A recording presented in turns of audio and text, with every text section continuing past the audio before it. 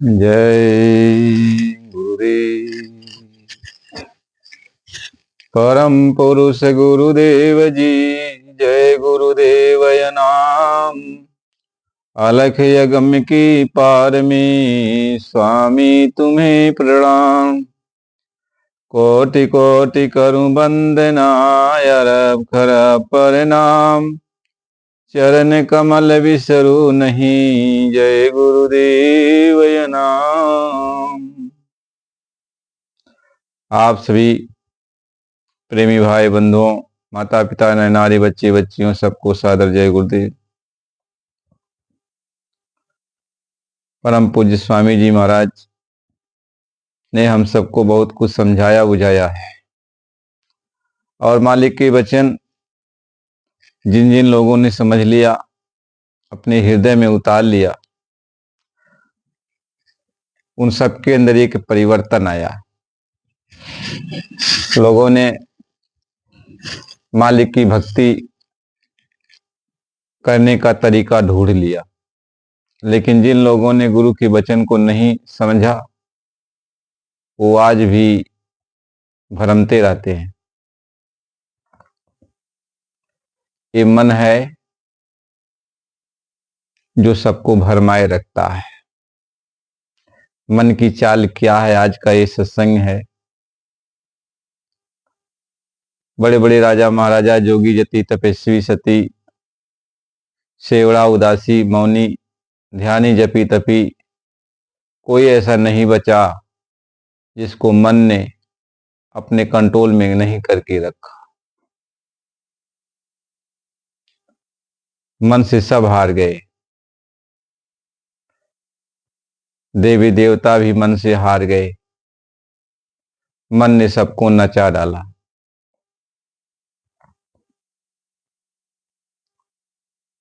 एक महात्मा जी थे, उन्होंने मन से कहा है कि मन, हम तुम्हारी चाल देखना चाहते हैं। तो मन ने कहा, आप मुझे अपने बस में करके रखे हो, तो मेरी चाल आप कैसे देख सकते हो? आप मेरा बंधन ढीला कर दो। आप मेरा बंधन ढीला कर दो तो हम अपनी चाल तुम्हें दिखा दें। तो महात्मा जी ने कहा, ठीक है, हम कुछ कहेंगे नहीं। मन ने कहा कि जैसा जैसा मैं कहूंगा वैसा वैसा आप करना, आप मेरे ऊपर अंकुश मत लगाना। तो महात्मा जी ने कहा, ठीक है, आज का दिन जो है, तुम अपनी मर्जी से जो भी करना चाहो करो, हम तुम्हारे ऊपर अंकुश नहीं लगाएंगे। तो महात्मा जी से मन ने कहा, आप इस दिशा की ओर चलो। महात्मा जी तो अपना रास्ते से जा रहे थे, लेकिन जब बात दोनों को हो गई तो मन ने कहा, आप इस दिशा की तरफ चलो। तो महात्मा उधर घूम गए और उस दिशा की तरफ चले गए तो एक बाजार पड़ा। तो बाजार में एक हलवाई जलेबी छान रहा था। तो मन ने कहा कि अब जलेबी खा लेते हैं।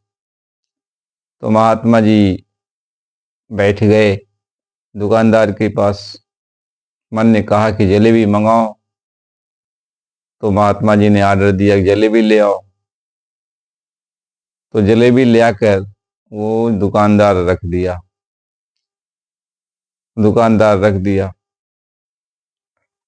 और मन ने कहा महात्मा जी से जलेबी खाओ। तो महात्मा जी जलेबी खा रहे थे, और दुकानदार जब जलेबी जो है तौल के दिया, तो जलेबी जो है एक टुकड़ा उसका जो है वो गिर गया।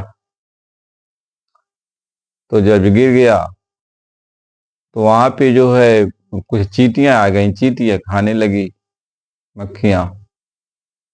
तो वहीं एक छिपकली थी। छिपकली ने सोचा कि ये जो है चींटियां आ गई हैं, मेरा आहार है, हम चींटियों को खा लें।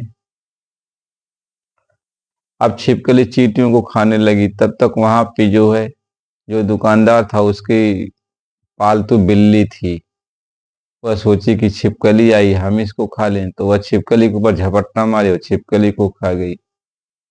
तो वहां पे जो है कुछ ग्राहक लोग आए थे, तो वो ग्राहक कुत्ता लेके आए हुए थे। तो कुत्ता ने देखा कि बिल्ली है, तो कुत्ता ने सोचा हम बिल्ली को झपट्टा मार लें। तो कुत्ता दौड़ा और बिल्ली को जो है झपट्टा मार दिया, बिल्ली को अपने गले में दाब लिया, बिल्ली मर गई। अब क्या हुआ, अब जो सेठ का नौकर था उसने देखा कि पालतू बिल्ली को जो है इसका कुत्ता मार दिया, तो वह डंडा उठाया और कुत्ते को मार दिया और खींच के मारा, तो कुत्ता भी गिर गया, मर गया। तो ग्राहक ने सोचा कि इस नौकर ने जो हमारे कुत्ते को, पालतू कुत्ते को मार दिया। अब जो है जो ग्राहक था वह जो है नौकर को पीटने लगा। तो नौकर का मालिक जो जिलेबी छान रहा था वह जिलेबी छोड़ दिया और वह उठा कहा हमारे नौकर को मार रहा है। तो ग्राहक में और दुकानदार में मारपीट शुरू हो गई। तब तक दुकानदार के अगल बगल के लोग भी आ गए, तो मारपीट जम के हुई। तो जब मारपीट जम के हुई तो पुलिस आ गई। अब पुलिस आ गई तो दोनों की बात सुनी, तो दोनों को कहा कि चलो थाने पर ले चलते हैं।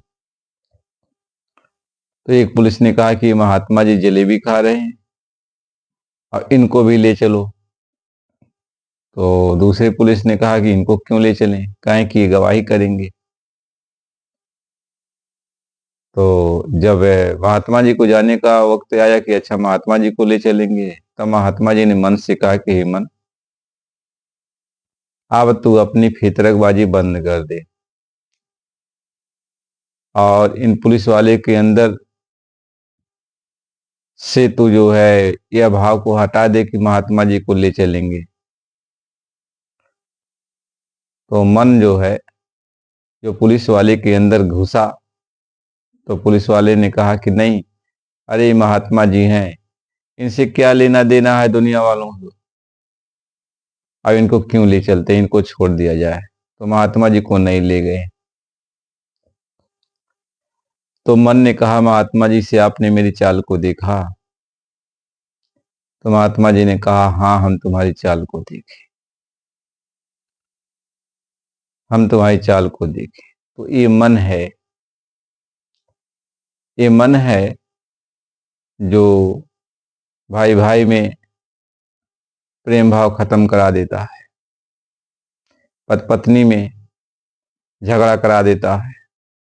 ये मन है जो कौम मजहब में लड़ाई करा देता है। ये मन है जो आपको भजन नहीं करने देता, सत्संग नहीं सुनने देता। ये मन है आपस में टकराव पैदा करता है। ये मन है जो लज्जत का यासिक है। ये मन है जो भगवान से दूर हो जाता है। ये मन है जो आत्मा को नरकगामी ले जाता है। ये मन है जो हर तरह से अपना फितरकबाजी करके आपका पतन का मार्ग खोल देता है। ये मन आपको भक्ति करने नहीं देगा, क्योंकि ये मन जो है ईश्वर का अंश है और ये आत्मा उस प्रभु का, कुल मालिक का। तो मन जो है हमेशा आत्मा से चिपका रहता है कि आत्मा कभी भी भक्ति न करने पाए, अपने देश न जाने पाए, अपने देश न जाने पाए। इसलिए मन हमेशा आत्मा को चारों तरफ से घेर घार के रखता है। और आत्मा यदि भक्ति मार्ग पर चलना चाहती है तो मन जो है कुछ न कुछ अड़ंगा डालता है, कोई न कोई ऐसी बात ले आके खड़ा करेगा और कहेगा कि नहीं, भक्ति नहीं करनी है, भजन करने से क्या होता है, कोई यहाँ पे भगवान थोड़ी है, कोई संत महात्मा पहुंचा हुआ थोड़ी है जो उनकी बात को मान लिया। अच्छा, ये मन हर तरह से संदेह पैदा करता है, हर तरह से संदेह पैदा करता है। सबका मन। कहीं कबीर मन तो एक है, अभावे जहां लगा, अभावे गुरु की भगति कर, भावे विषय कमा। कहीं मन तो एक ही है, चाहे मालिक की भक्ति में लगा दे, चाहे विषय भोगों में लगा दे। कहीं कबीर मन तो एक है, भावे जहां लगा, भावे गुरु की भक्ति कर, भावे विषय कमा। कबीर मन पंछी भया, उड़े कर चलाय आकाश, और गगन मंडल खाली पड़ा, साहिब संतो पास। ये मन बाप को भक्ति मार्ग पर चलने नहीं देगा, भगवान का भजन नहीं करने देगा। यदि आप कहो कि संतों महात्माओं के पास चलो, वो भगवान के भजन का मार्ग बता देंगे और हम भजन कर लेंगे, अपने घर निकल चलेंगे, तो मन कहेगा अरे ये संत क्या होते हैं, संत को देखो, बहुत सारे संत क्या क्या कर रहे हैं।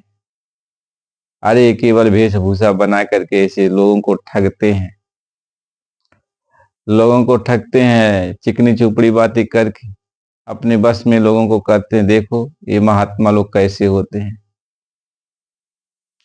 अब महात्माओं का उदाहरण दे करके अब इस आत्मा को जो है संदेह पैदा कराता है और कहता है कि देखो गंगा जमुना सरस्वती त्रिवेणी संगम में चलो, स्नान करो, मूर्ति पूजा करो, ये कर्म कांड जितना भी है ये सही है, इससे मोक्ष मुक्ति हो जाएगी।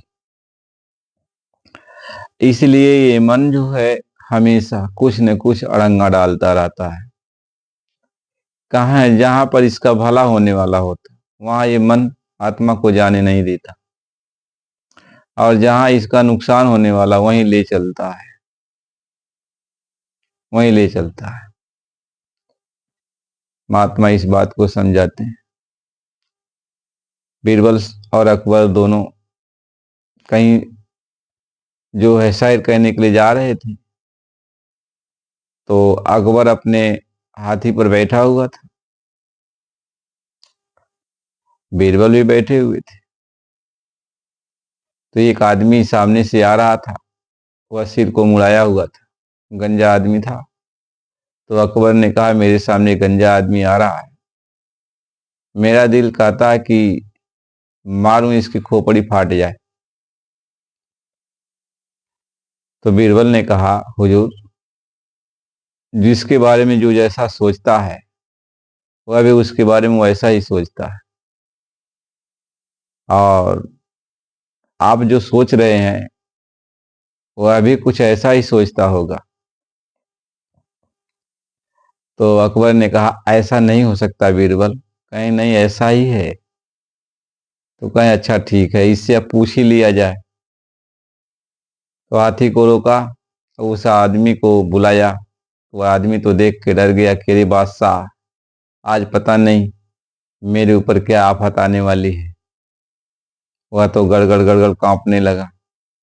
तो बादशाह ने उसको हिम्मत दिया, कहा कि देख, तू मेरी बात का सही सही जवाब दे देगा तो मैं तुम्हें कुछ नहीं कहूंगा, मैं तुम्हें कुछ नहीं कहूंगा, और सही जवाब नहीं देगा तो तुम्हें दंडित करूंगा। तो अकबर ने पूछा उस आदमी से कि तुम ये बताओ, तुम मेरे बारे में अभी अभी क्या सोच रहे थे। तो उस आदमी ने कहा जापना, मेरे कसूर को माफ कर दिया जाए। आपको देख करके मेरे मन में आया कि आप हाथी पर चढ़े हो, आपको एक घूसा मारूं, आप हाथी से गिरो और आपका जो है ये माथा फट जाए। बादशाह ने अपना माथा पकड़ लिया, बीरबल से कहा, बीरबल ये कैसा राज रहस्य है? बीरबल ने कहा, यह राज रहस्य मन का है, यह विधान का है। इसलिए आप किसी के बारे में बुरा सोचोगे तो अभी आपके बारे में बुरा सोचेगा। यदि आप किसी के बारे में अच्छा सोचोगे तो अभी आपके बारे में अच्छा सोचेगा। यही यहाँ का विधान है। इससे केवल एक संत महात्मा ही ऊपर उठ जाते हैं, जो सबका भला चाहते हैं। जो उनका बुरा चाहता है उसका भी वो भला चाहते हैं, वो किसी का बुरा नहीं चाहते।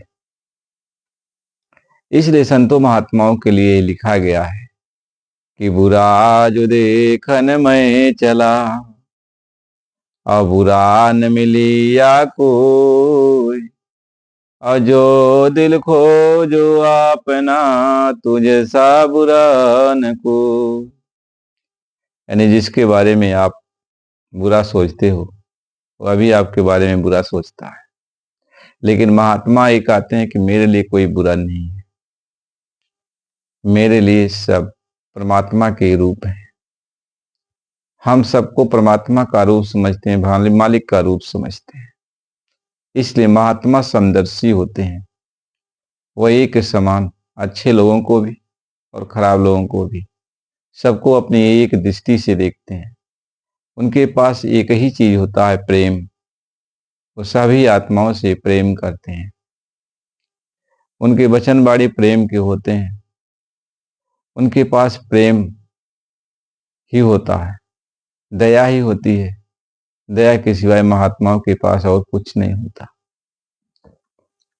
इसलिए महात्मा जो भी इस संसार में जब भी आते हैं तो जीव के ऊपर दया बरसाने के लिए आते हैं और जीवों के ऊपर दया करते हैं। और हम महात्माओं के इस बात को समझते नहीं और महात्माओं से राह मचाते हैं, झगड़ा करते हैं। गुरु महाराज जी ये समझाते हैं कि बच्चा, महात्माओं को लोगों ने बहुत कुछ कहा और आगे भी कहते रहे और करते भी हैं, लेकिन फिर भी महात्मा सब कुछ सह लेते हैं। लोग ये सोचते हैं कि महात्मा बदला क्यों नहीं लेते। अरे बदला कैसे लेंगे जब उन्हीं के सभी पुत्र हैं, उन्हीं के सभी अंश हैं, तो अपने ही अंश को वो जो है दुख कैसे पहुंचाएंगे। जैसे एक शरीर है, शरीर के सारे अंग तो आप ही के हैं, तो आप किस अंग को तकलीफ दोगे।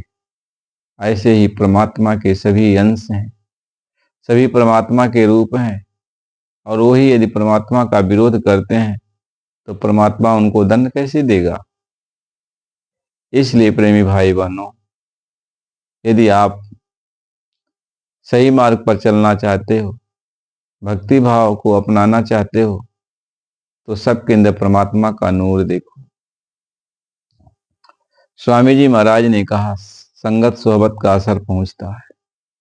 आपके पास वो सामर्थ्यता नहीं है जैसे गंगा जी की धारा में है कि गंगा जी की धारा में जैसा कोई भी जाता हो तो गंगा की धारा उसको जो है लहर के साथ धोकर धो देती है और कोई गंदगी रुकने नहीं पाती, बह जाती है, बह जाती है।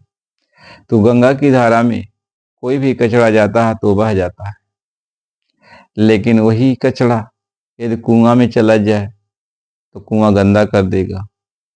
वही कचरा पोखरे में चला जाए, जो पोखरे का पानी बहता नहीं तो पोखरे को गंदा कर देगा, तालाब को गंदा कर देगा। इसी तरीके से वह मालिक के अच्छे बुरे सभी लोगों को अपने से जोड़ करके और उनकी गंदगी को बहा देता है, उनकी गंदगी को साफ कर देता है। लेकिन आप ही चाहो कि हम मालिक की बात मान करके और आप भी बुरे लोगों का साथ कर लो और कहो हम भी धो देंगे, तो आप भी वह कुएं का पानी हो। और आप जाओगे जब धोने के लिए तो आपके अंदर उनकी गंदगी आ जाएगी, तो आपका जल मटमैला हो जाएगा और आप भी बुरा बन जाओगे। आपका जो है पानी जो है ना, मटमैला होते हुए ज्यादा मटमैला हो जाएगा, तो आप उसमें अपना भी चेहरा नहीं देख पाओगे, तो दूसरे को क्या साफ सुथरा करोगे। इसलिए महात्मा ये समझाते हैं, तुम तब तक किसी को नहीं समझा सकते हो जब तक तुम उस धारा से जुड़ नहीं जाते हो, गंगा की धारा में जब तक जुड़ नहीं जाते तब तक तुम्हें बहुत समझ बूझ कर रहना चाहिए। और यदि आप इस बात को नहीं समझते हो, आप सोचते हो हम बुरे लोगों को सुधार देंगे, समझा देंगे, तो जो बुरे लोगों को सुधारने और समझाने के लिए जाता है वह खुद बुरा बन जाता है। उनकी संगत करता है तो खुद बुरा बन जाता है, क्योंकि अभी तुम्हारे पास वो गंगा की धारा नहीं बह रही कि उसको साफ कर दोगे। इसलिए महात्मा ये समझाते हैं कि शेर का बच्चा जंगल में तब तक रहता है जब तक वो दहाड़ मारने के काबिल नहीं हो जाता। तब तक वो बच्चा शेर का जो है वन और जो बच्चे होते हैं जंगल के जानवरों की तरह, वैसे वह भी रहता है। लेकिन जब वो बच्चा सियाना हो जाता है और दहाड़ मारने के काबिल हो जाता है, तब वो चाहे जंगल में रहे चाहे जंगल से बाहर चला जाए। इसी तरह से महात्मा समझाते हैं कि बच्चा, तुम्हें रास्ता दिया तो तू भजन कर ले, भक्ति कर ले, और जब तेरे अंदर भगवान की मौज हो जाए, वह धारा बहने लगे, तब तुम चाहे घर में रहो चाहे बाहर रहो, चाहे किसी को समझाओ और चाहे न समझाओ, तब कोई फर्क नहीं पड़ता तुम्हारे अंदर। तुम एक नहीं लाखों लोगों को समझा सकते हो, उनके कर्मों को धो सकते हो, तुम्हारे ऊपर कोई प्रभाव नहीं पड़ सकता। यानी तुम गंदे नहीं हो पाओगे, क्योंकि तुम्हारे अंदर अब धारा बह रही है। लेकिन बच्चा, ये तुम नामदान लेकर के और कुछ जानकारी हासिल कर लिया, इसके बाद लोगों को समझाना बुझाना शुरू कर दिया, उनकी संगत सोहबत में चले जाने लगे, तो उनकी संगत सोहबत का असर तुम्हारे ऊपर ऐसा पड़ेगा कि तुम्हारा भजन भाव भक्ति सब छूट जाएगा और तुम गंदे नाले की तरह गंदे में पड़ोहे में जाके गिर पड़ोगे। यानी तुम भजन भक्ति से शून्य हो जाओगे, तुम्हारे अंदर प्रेम भाव पता नहीं कहाँ चला जाएगा, मालिक की तड़प पता नहीं कहाँ चली जाएगी। इसलिए संगत सोहबत का बहुत बड़ा असर पहुंचता है। बुरे लोगों का साथ करना बहुत दुखदाई होता है। यदि उनका साथ कर लिया, उनके साथ अपना खान पान कर लिया, तो इतना तुम गिर जाएगा, इतना गिर जाएगा कि तुम कभी भक्ति भजन कर ही नहीं पाएगा, क्योंकि उदास हो जाएगा। तुम्हारे अंदर भक्ति भाव भजन करने में कोई मन तुम्हारा लगेगा ही नहीं, तुम्हारा मन उसमें कोई आनंद पाएगा ही नहीं, नीरस लगेगा। भक्ति भाव भजन बड़ा नीरस लगता है और मन आनंद खोजेगा तो मन रुकेगा ही नहीं। और एक दिन, 2 दिन, 4 दिन, 10 दिन ऐसे करते करते करते करते माला जो है टांग दोगे, फिर भजन वजन बंद हो जाएगा। कहोगे जब गुरु महाराज जी चाहेंगे तब होगा, तब ये कह के किनारा कस लोगे, बस गुरु महाराज जी जब चाहेंगे तब होगा। आप गुरु महाराज जी नहीं चाह रहे, कहने का मतलब अपनी आदत को नहीं बदलेगा और सारी बात गुरु जी के ऊपर लगा देगा। इसलिए प्रेमी भाई बहनों, बात को समझना है। यदि अपने घर चलना है, अपनी आत्मा का कल्याण करना है, तो गुरु के वचन को मानना चाहिए। प्रेमी भाई बहनों, इसके आगे का सत्संग फिर आपको अगली वीडियो में दिया जाएगा। और यदि आप नए हो तो चैनल को लाइक और सब्सक्राइब कर दीजिए। जय गुरुदेव।